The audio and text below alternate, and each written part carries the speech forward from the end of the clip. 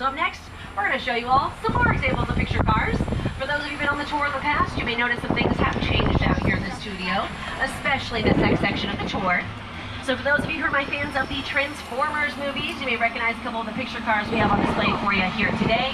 We've got the yellow Duesenberg in the center. That is from The Mummy Returns.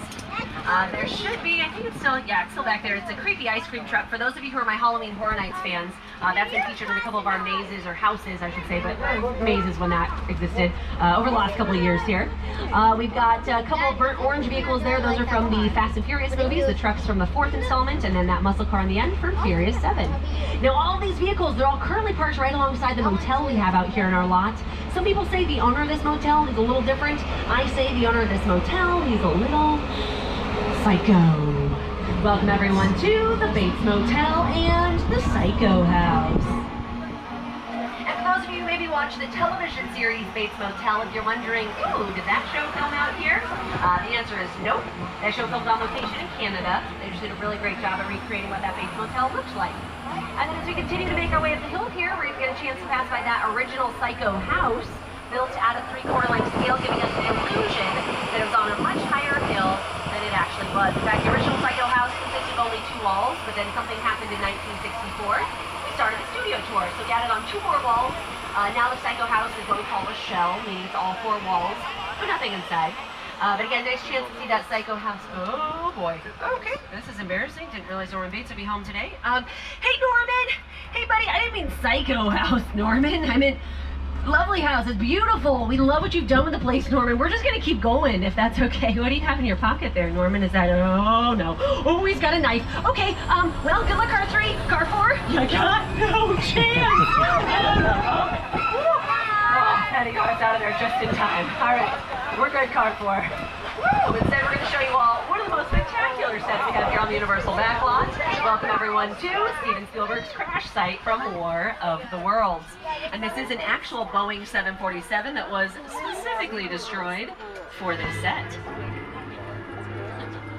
The airplane crash site set is a perfect example of a set that is all designed around the vision that Steven had.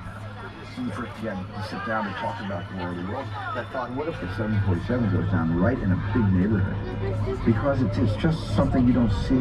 You're doing good. You're doing good. Keep your eyes on me. Listen, listen, I want you to close your eyes, okay? Got them closed?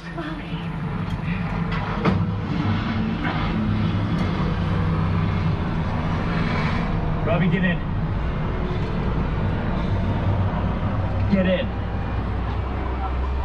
And at this point in the tour, we've got about 10, maybe 15 minutes or so left until we're back at our unload area. So here's that final friendly reminder for you. We still have that red E-cord that's located directly in the center of the tram. So if you do have a medical emergency, you drop something over the side, you still have that as an option. Otherwise, we'll just remain seated, continue on here with the tour. Now coming up next, we're going to start to turn the corner here, and if you take a look over on the left-hand side, all the way on the distance there, you can see that big blue screen. Sometimes it's a green screen. It's part of our Falls Lake location. In fact, I can show you all a couple quick examples here on your screens of productions that have used that area over the years. So originally, we had a lake out there, and a waterfall used to feed into it, hence the name Falls Lake. So you're seeing some footage on your screens there from Psycho. But then with that big blue backdrop, that was designed for this production, Jaws the Revenge. So I know I mentioned a little earlier here in the tour, we had a lot of issues with that first Jaws movie, so a couple Jaws movies. Right about now, there we go. The Festival Whorehouse in Texas. Also heavily featured in Rob Zombie's House of a Thousand Corpses and LMFAO's Sorry for Party Rocking music video. So that is a great example of a practical set with a real bunny just chilling in the grass right now. But we can film on the inside as well as the outside. Great example of a facade in the backyard from the television series The Bad-A-Boy, which was out there for about 2 seasons. To the left-hand side, you're seeing the tail end of our Colonial Street, otherwise known as Wisteria Lane for my Desperate Housewives fans. In fact, let me go ahead and show you a couple other quick examples that have used that neighborhood here over the years. The Burbs with Tom Hanks, Casper the Friendly Ghost, the whole opening sequence filmed out there. Nelly filmed the music video out there with Kelly Rowland. Smash Mouth, they filmed their all-star music video in that neighborhood. A lot of bright colors and animal prints. Animal House, they did a spin-off TV series in that neighborhood. So really has been used over and over again. see at least one more vehicle from that franchise a little later on here in the tour. For my Jurassic fans, a couple options on display for you today. For my Jordan Peele fans, also a couple options for you from his films Nope and Us. And then the last couple picture cars you see in there, they're all from Transformers, including the one in the center there that kind of looks like a tank. In fact, everything on the outside is actually made out of a lightweight wood material. It's a lot easier to move around on set, a lot easier to blow up, if need be. Oop, but guys, looks like right now, looks like we're gonna go ahead and switch gears here. In fact, I am gonna let this guy introduce our next location. Welcome to Jurassic Park. Perfect, thank you, John Hammond. That's right, in just a moment here, we're gonna be taking everyone back in time as we take a look at some of the picture cars, props, and set dressing pieces that were used in the first 3 Jurassic Park productions. And in this past June, we celebrated, it was the 30th anniversary for when that movie first hit theaters for my original Jurassic Park fans. So pretty big milestone there. And then coming up here on the left-hand side, for those of you who saw Lost World Jurassic Park, you may recognize this mobile lab unit. In fact, I'll show you the same scene where it's featured up on your screens here. But this mobile lab unit, just like that tank from Transformers, it is also made out of a lightweight wood material. Looks like it's being dragged out the edge of a cliff by that angry Mama T-Rex. Well, that cliff on your screens, that's a parking structure on our front lot. We've just dressed it up a bit for this particular scene. We've got a crane on top, dangling it right off the edge. And then looks like some of the dinosaurs got out of their cages. Oh my goodness, I had no idea that was gonna happen. Oh man. Now, no worries, if any of you guys got spit on today, it's just dinosaur acid. It's gonna wipe right off with your skin, so no biggie. But one of the important things here on the Universal Backlot was that all of our Jurassic movies weather. Because typically here in sunny Southern California, typically we get sun almost every single day. But here on the Universal Backlot, it's a whole nother story. In fact, in just a few moments here, we're actually going to go ahead and give you all a live weather demonstration today as we make our way down the hill here into our Old Mexico area. You may recognize this upcoming location from productions like Nacho Libre, Three Amigos, a Lady Gaga music video, it was her Judah music video. Criminal Minds, Beyond Borders filmed out here. They actually filmed 2 different episodes in the same location. They called it 2 different areas in each episode. We had Indiana Jones, Kingdom of the Crystal Skull filmed a few scenes out here. Shameless filmed part of an episode out here. Oh, alright. Sounds like they've activated some of the thunder. Looks like some lightning effects. Great. The thunder effects, those are all strategically placed speakers along the set.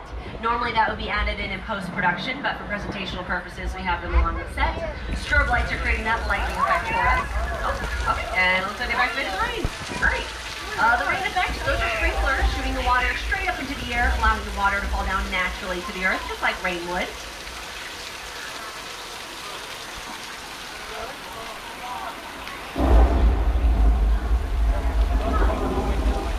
You know, normally at this point in the tour, this is where they turn off the rain effects. Weird. Like we don't have anybody up the weather is right now. You know everyone, no worries. You know, I'm sure we'll have someone out here in just a few moments, so that way we go. Oh boy. Okay, we'll take all that rain. We just caused ourselves a flash flood. Make sure you keep those cameras nice and protected. But I'm sure you'll all be very happy to know that all that flash flood water you see there, it's all recycled water. We do cycle it right back up to the very tip top of that hill. And we just saw flash flood up close and personal. You may have also recognized that location if you saw this movie, Big Fat Liar.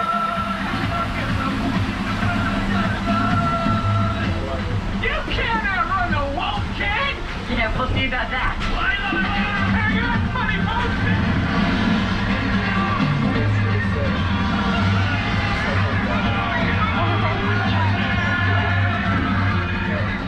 Alright, so after that flash flood, we're going to take it nice and easy now. We're going to hop that border, mosey right on down our 6 Points location. Now out here in 6 Points, for those of you who saw Once Upon a Time in Hollywood, you've seen this area and a bunch of scenes from that movie. Specifically the scenes with Leonardo DiCaprio and the little girl took place out here. Or maybe watch the TV series Killing It, starring Craig Robinson. So season 1 and part of season 2 filmed out here as well. It's a very different show, but filmed here on our lot. And then at this point in the tour we are about halfway through, so here is that first friendly reminder for you. We still have that red E-cord that's located directly in the center of the tram. So if you do have a medical emergency, you drop something over the side, maybe it's an extreme bathroom emergency, you do have that as an option. Otherwise, we'll just remain seated, continue on here with the tour.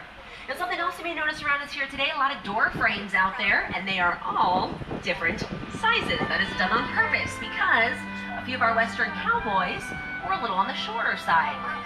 So what we would do is we would stand those shorter cowboys up in front of one of the smaller door frames. That way they would appear bigger, brawnier, stronger. And then maybe that female co-star, maybe she's a little taller, so maybe they cast someone like me. I'm almost 6 foot. Not quite, almost there. What they do is they'd stand me up in front of one of those taller door frames. That way I'd appear a little more petite, a little more vulnerable, in need of saving, if you will. And it makes sense a lot of our cowboys would be on the shorter side because back in the day we were really looking for folks who knew how to ride horses, so we would end up recruiting horse jockeys. Typically those gentlemen are going to be smaller in stature, so definitely makes sense. Now, as we start to turn the corner here, take a look over on the left-hand side. Out in the distance there, you can see that Soundstage 31. That's where The Voice does the majority of their filming these days. We also have our lovely Park Lake location out here, which maybe you recognize if you're one of my horror fans on board the tour. That area is also known as the Black Lagoon. From Creature from the Black Lagoon. It was also the ocean in McHale's Navy. Basically, we used a bunch of miniatures, did some nice close-up shots. So at home, you believed we were filming on the ocean, when in reality, right out here on the Universal backlot. For my Desperate Housewives fans, that area was also featured in an episode where they go to dump their friend's ashes and then Susan ends up falling over the side of the boat. Same location out there. Or maybe you watch the show Making It with Amy Poehler and Nick Offerman. A couple of their episodes, they shot a couple scenes right near like the waterfront area. But as we continue on here, looks like coming up next we are going to take you over to our Little Europe area. So for those of you who are my fans of The Good Place, welcome to The Good Place, at least for those exterior shots. In fact, I know I played you all this clip a little earlier in the tour. I'm going to go ahead and replay it up on your screens here, just so you can see what this area looks like when it's fully dressed up for a production versus what we're about to see out here today. Now, maybe you never watched The Good Place. No worries. Maybe you're one of my Disney fans on board the tour and you recognize this area as Genovia from Princess Diaries 2, A Royal Engagement. It's where they held the Princess Parade for the royal wedding. This area was also featured, if you remember, in the late 90s. Disney did a revamped version of Cinderella starring Brandy, Whitney Houston, Whoopi Goldberg. They used our town center area for that production. And then Disney's Pirates of the Caribbean. They filmed a whole bunch of scenes out here as well. And then honestly, what this area is really well known for, monster movies. Maybe it was something of monsters. Dracula, Frankenstein, The Mummy, The Hunchback of Notre Dame, The Invisible Man, Phantom of the Opera, classics. It's just brilliant. That Frankenstein image, flathead, It's one of the great icons of the world. That to me was like the essence of the universal horror thing. And I was just mesmerized by it. Boris Karloff, Lon Chaney. I remember the original Universal Studios Mummy was really scary. And then complete opposite topic from those scary monster movies coming up here over on the left-hand side. You all are about to see a nice family-friendly set. This house set was originally designed for a show called Home and Family, which aired on the Hallmark Channel. It was a daily talk show they used to film out here in our lot. But they since wrapped things up for that production, so now we have a couple new shows been using this set. One of the shows is Bel-Air, again, the one that's based on the Fresh Prince of Bel-Air. So for season 1, it was an influencer's house. The show Never Have I Ever, they did some filming there for season 3. And then if you like those like baking competition shows, the show Baking It for season 1, they did a bunch of fun like winter wonderland scenes in the backyard area there. Season 2 of Baking It also filmed here in our lot. It just filmed a little further in our back lot area, but super cute show. The judges are a bunch of adorable, hilarious grandmas. So for that production, anytime it looked like they're filming inside of the building, they're filming inside those sound stages there.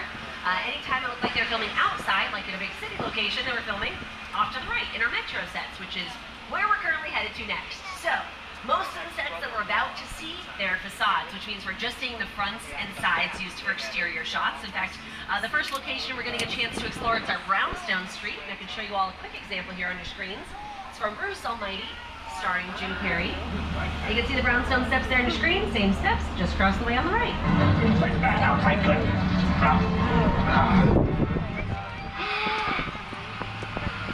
Oh, you're done now. B-E-A-U. You may also recognize those brownstone apartments there if you saw Home Alone 2, Lost in New York. The scenes where the robbers are trying to break into the apartment. Same location out there, so now you know. Now this next area of the back lot, really easy to transform these next sets because all go right on Back to the Future. Welcome everyone to our Courthouse Square area, better known as Hill Valley, from our Back to the Future films. It was actually the back lot of Courthouse Square that inspired the entire climax of Back to the Future. I had seen something, the bus tower on that lead. There's the lead from that wide. And I'm standing inside looking at the lead, and I already had vertigo. I just thought, no way in the world, no way I'm going to stand on that. I was up there for quite a while. Of course, I had a cable. Now, you may notice that the clock tower off to the left-hand side there versus what is up on your screens right now looks a little different because it is different. We've actually placed one facade or one fake wall in front of the original facade to give it a more generic look. And that's because they filmed 5 seasons of Ghost Whisperer out here. So they wanted to make this area not quite as recognizable to all of our Back to the Future fans. Plus, we have a lot of commercials that love to use this area. Shows like Parenthood and Rutherford Falls, they've done a lot of active production out here. So at this point, it's kind of like our Anywhere USA town, if you will. But it looks like coming up next, we're actually going to take you all to a more specific location here in the US, specifically New York. So at this point, welcome to the Big Apple. Hey everyone, welcome to New York. I got my start right here in New York on Saturday Night Live. This is actually my old neighborhood. What's that mug over there? That old woman. Tough lady. What's my favorite hot dog guy? Hey buddy, how's it going? Remember me? No. Just like old times. Gotta love New York City. I'm walking here! Hey, it's cool guys. I was just walking there. So it's not exactly New York, but a lot of times when you see New York in the movies, it was shot right here on the Universal Metro sets. If you can make it here, you can make it anywhere. Even if you make it here on the Universal lot.